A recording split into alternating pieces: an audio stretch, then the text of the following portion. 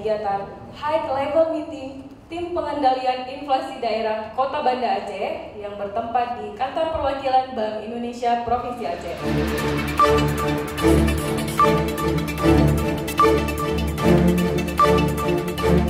Saya mengapresiasi pada semua pihak dengan terlaksananya High Level Meeting ini, terutama pada kepala perwakilan yang sudah memfasilitasi.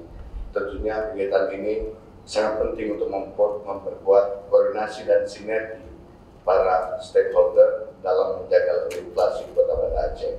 Pada kesempatan ini, perlu saya sampaikan, di bulan September nanti kita akan menghadapkan olahraga nasional. Seluruh konsentrasi kita sudah pasti dalam bulan-bulan ini tidak terlepas dari kegiatan olahraga nasional diikuti oleh seluruh provinsi yang ada di Indonesia, tidak hanya atlet, tapi juga ofisial, dan yang paling heboh pasti tim pendukung, tim Hore. Mereka ini yang pasti akan menyumbang pertumbuhan ekonomi di Provinsi Aceh, terutama di Kota Banda Aceh. Kita perlu meningkatkan peran kita untuk mendorong UMKM dan seluruh dunia usaha untuk bisa memanfaatkan ini, termasuk pariwisata.